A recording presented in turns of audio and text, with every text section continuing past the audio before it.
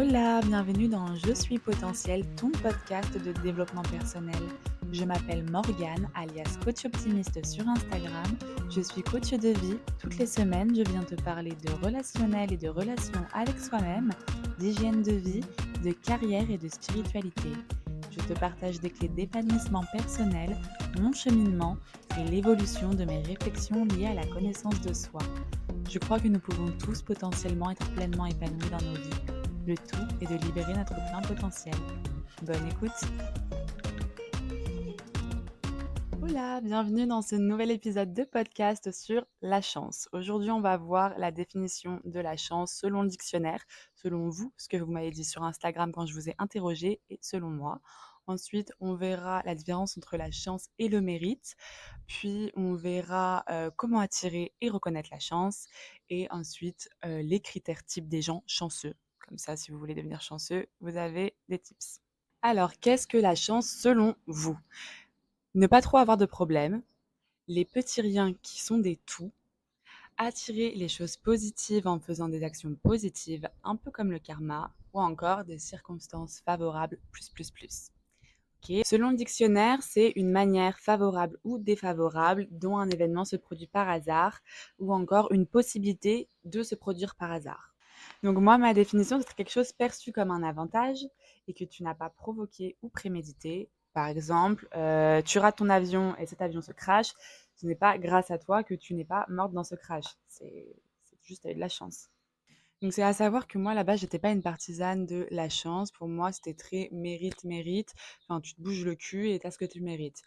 Sauf que j'ai changé d'avis, ce qui va sûrement arriver tout au long de ma vie.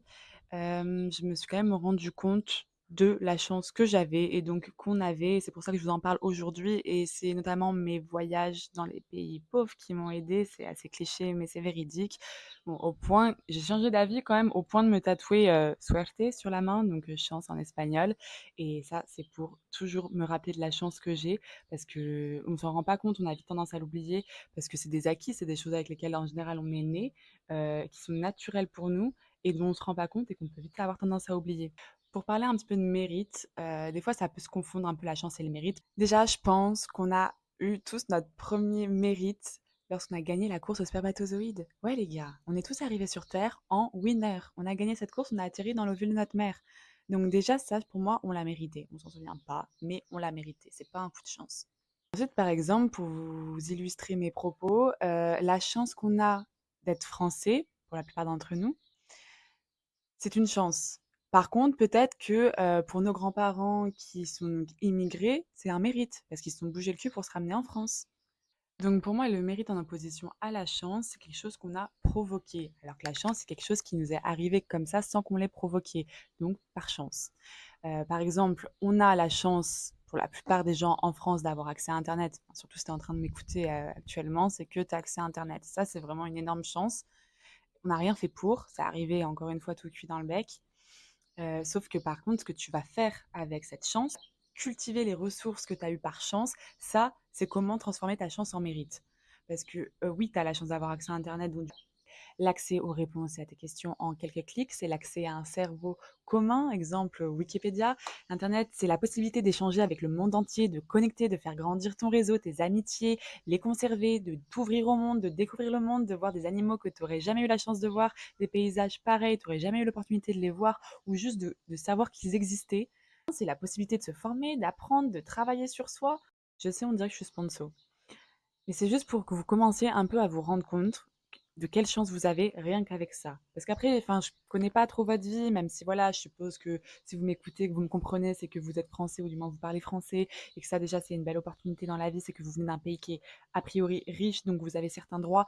Mais bon, c'est un peu touchy parce que je connais pas vos vies. Par contre, là, si vous m'écoutez, c'est que vous avez accès à Internet. Cette chance que, en fait, on est beaucoup à avoir, tout le monde ne l'exploite pas de la même manière. Donc c'est ça qui fait la différence, c'est comment tu exploites ta chance. Et surtout quand on parle de chance, en général, on fait une sorte de comparaison. On a comme, une idée prédéfinie de ce qu'est être chanceux et malchanceux et bien sûr, souvent, on se compare nous-mêmes à cette personne. Je vous donne un exemple. Je vais dire: «Ouais, Laura, elle a trop de chance, elle sait trop bien s'exprimer à l'oral».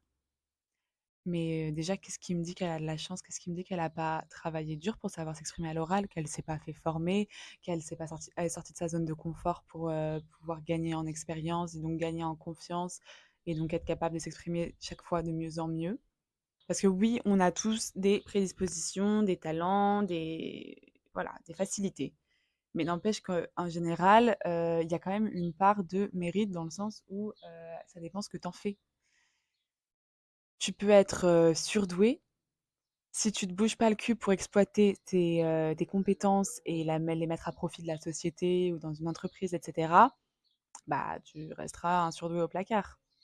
Donc au final, tu seras pas plus avantagé que quelqu'un qui n'était pas surdoué à la base et qui a bossé comme un malade et que lui est allé saisir les opportunités et du coup a apporté toutes ses connaissances au monde, à la société. Toi, tu es en train de jouer à la play, mais tu es surdoué.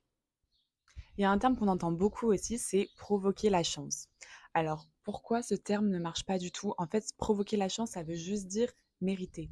Parce que la chance, on a vu que c'était quelque chose qu'on n'avait pas contrôlé, quelque chose qui arrive sans influence de notre part dans notre vie. C'est une chance. Mais provoquer, la définition de provoquer, c'est justement influencer le process, genre influencer, tout faire pour. Donc c'est incompatible. Provoquer la chance, ça veut dire influencer la chance, donc mériter. Donc un autre exemple, typiquement, tu veux, absolument rentrer dans la boîte de tes rêves. Du coup, tu décides de te pointer dans cette boîte et tu fais tout pour que le directeur te voie et avoir un entretien pour discuter avec lui. Et donc supposons que tu arrives à avoir cet entretien, les gens vont dire: «Ah ouais, tu as eu trop de chance et tout, qu'il ait accepté de te voir, de te recevoir et tout». Mais la vérité, c'est que non, tu pas eu de la chance parce que ça se trouve, tu aurais pu appeler, tu aurais pu envoyer des mails et il aurait jamais répondu. C'est parce que tu as apporté tes couilles ou tes ovaires et que tu allé le voir en direct que du coup, tu as pu avoir ce rendez-vous avec lui. Déjà, prendre conscience de sa chance, c'est l'attirer. Donc comment on en prend conscience? Le truc pour lequel on est doué, en général, on voit très très bien quand on a de la malchance. Genre, je sais pas, ah, j'ai raté mon train, j'ai trop pas de chance. Enfin, voilà, bref, se plaindre. De toute façon, oh là là, mais comme on est connu pour ça, les Français, je m'en rendais pas compte avant de voyager. Encore une fois, ça m'a beaucoup ouvert l'esprit à ce sujet-là.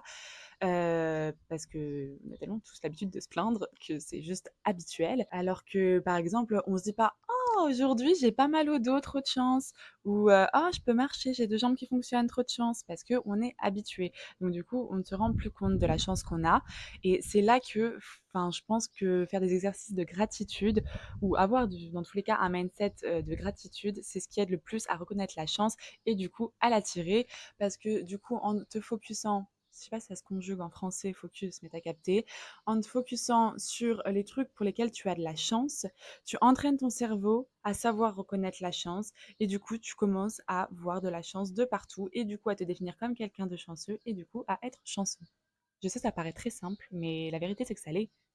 On a tous expérimenté ce jour où on est enrhumé, on a tous le nez bouché et du coup, bah, on peut pas bien respirer, on respire par la bouche, on est desséché, enfin, c'est la galère, voix de canard et cetera et là, tu te dis: «Oh, mais qu'est-ce que la vie était belle quand je pouvais respirer par le nez». Donc là, c'est la même chose, c'est vraiment ne pas attendre de plus avoir les choses pour se rendre compte de leur valeur et du coup de la chance que tu as de les avoir dans ta vie. Toutes ces choses dont tu te régales au quotidien, mais dont tu ne te rends même plus compte tellement c'est tombé dans la catégorie des choses acquises. C'est des dus pour toi. Sauf que quand ça va disparaître, tu vas dire: «Merde, j'ai pas de chance». Ouais, mais bon, quand tu avais de la chance, tu t'en rendais même pas compte. Bon, on fait un point un peu plus sérieux, style neurosciences. Je vais vous parler donc du système d'activation réticulaire, donc aussi appelé SAR, SAR. Donc, c'est un ensemble de fibres neuronales qui jouent notamment un rôle d'intermédiaire entre les informations extérieures et celles qui arrivent dans notre cerveau.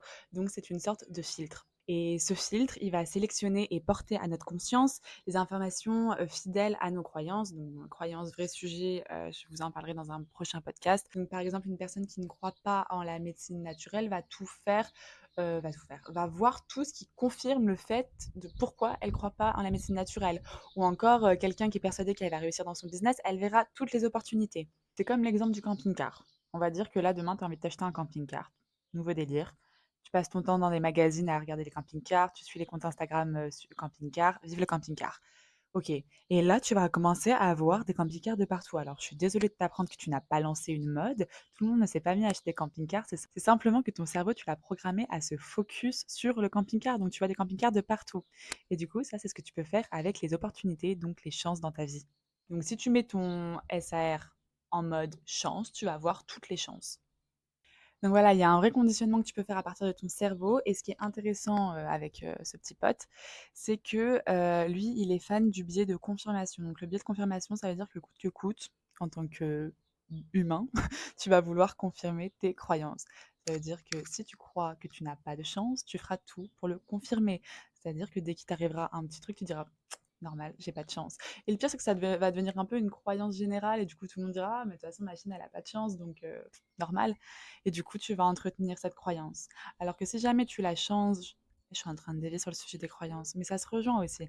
Si tu la changes, si tu entraînes ton système d'activation réticulaire à voir quand est-ce que tu as de la chance, alors du coup, tu vas focus sur le fait que tu as de la chance et du coup, tu vas avoir l'impression d'avoir tout le temps de la chance. Et en fait, c'est juste pour te dire qu'au final, la chance, c'est une question de perception.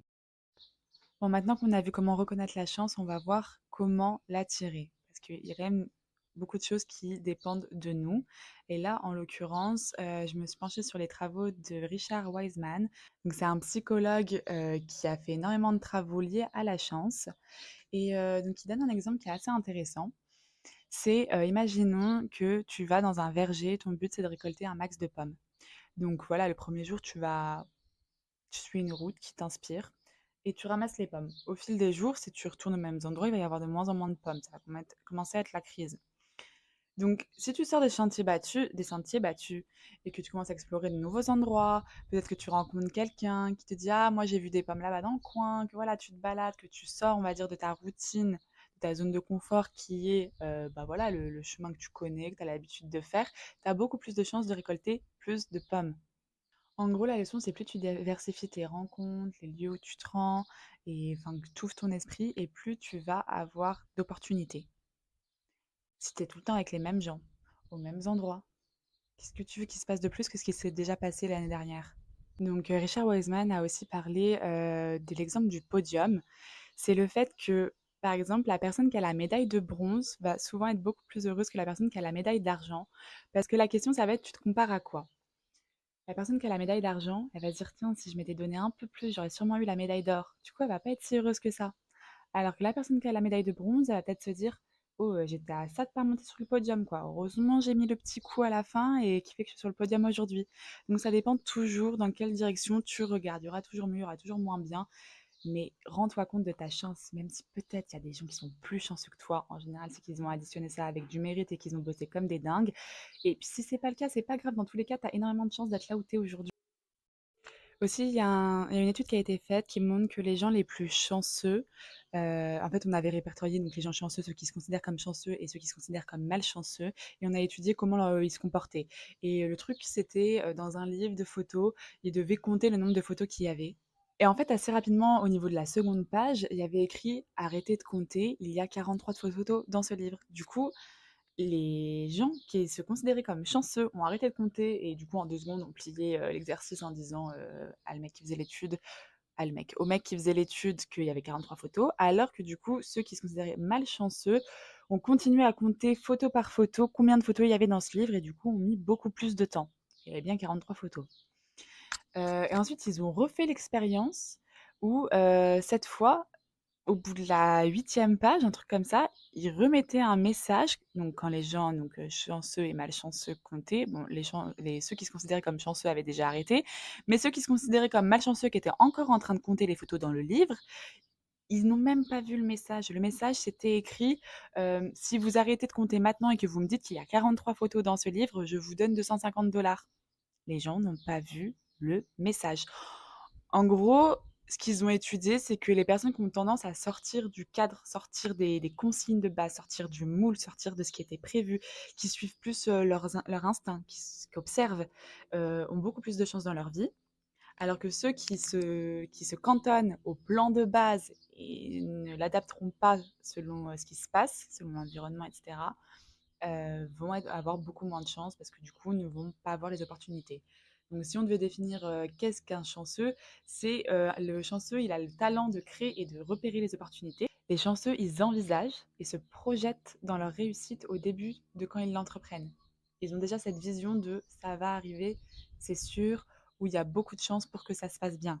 Et les chanceux sont particulièrement résilients, donc ils ont cette chose de recycler les mauvais moments pour les tourner en quelque chose, une force, une leçon.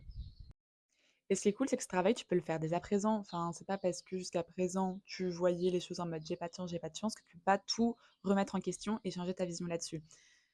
Par exemple, je sais que quand j'étais plus jeune, je me plaignais beaucoup de mon environnement familial qui pour moi n'était vraiment pas propice à grandir correctement, à être épanouie dans sa vie future. Mais bon, j'ai dû faire avec, pas le choix et j'en ai plutôt fait une force. C'est ce qui fait qu'aujourd'hui, je suis aussi déterminée, aussi indépendante. Donc même si à l'époque je pleurnichais sur, ma situation, aujourd'hui j'ai conscience que c'était une chance. Mais c'est juste ma perception qui a changé, j'ai pas changé les événements du passé.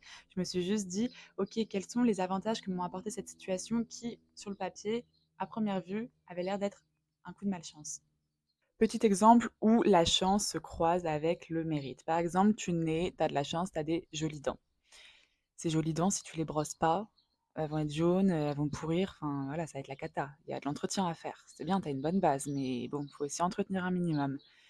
Si tu entretiens un minimum, ça va te débloquer peut-être des opportunités. Peut-être qu'on va dire: «Waouh, tu as un putain de smile, vas-y viens faire la pub Signal». Sur la pub, sur le tournage de Signal, tu vas rencontrer ton futur mari. Enfin bref, là je pars en cacahuète, mais c'est comme ça que ça se passe, c'est l'effet boule de neige.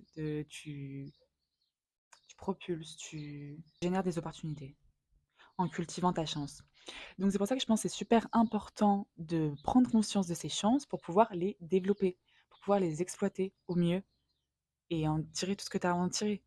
Parce que quel dommage ce serait, parce que des chances, c'est quand même pas donné à tout le monde. Enfin, on a des chances en commun avec des autres, mais les chances que tu as, toutes les chances que tu as, toi, en tant que personne unique, ton voisin, il les a pas forcément.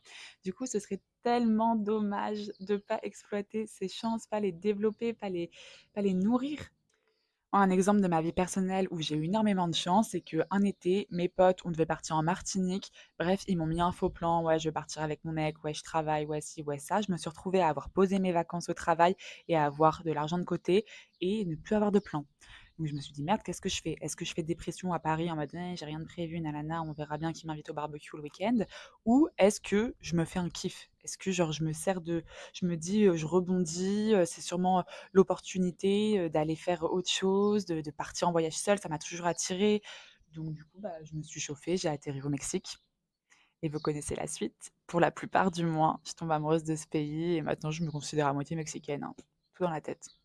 Du coup, je dis merci à mes potes de m'avoir fait un faux plan parce que, bah, ça m'a donné la chance, l'opportunité d'aller au Mexique et franchement, je sais pas si ce serait arrivé, peut-être dans le futur, mais c'est pour cette raison que pour moi, tout arrive pour une bonne raison et qu'au final, même quelque chose qui semble être un coup de malchance, donc tes potes te mettent un faux plan, pas de chance, bah si, ça peut être une chance. Faut juste que tu vois le côté chance de cette galère. Bah là, j'ai juste envie de rebondir sur rends-toi compte de la chance que tu as d'être toi. Encore une fois, tu es une personne unique. Toutes les chances que tu as, de par ton vécu, il y a que toi qui les as. Donc, tu as des cartes. Soit tu décides de focus sur le côté malchance, genre ça c'était pas cool, ça c'était pas cool. Soit tu décides de focus sur ce qui te met bien, les avantages que tu as, et tu décides de les développer, et tu décides d'en faire quelque chose, d'exploiter le potentiel de ces chances qu'on t'a données. Et voilà, le podcast touche à sa fin. J'espère que ça t'a plu. C'est un sujet sur lequel je pourrais débattre pendant des heures et des heures. J'ai hâte d'avoir vos retours, vos commentaires, et je vous dis à la semaine prochaine pour un prochain épisode. Bye!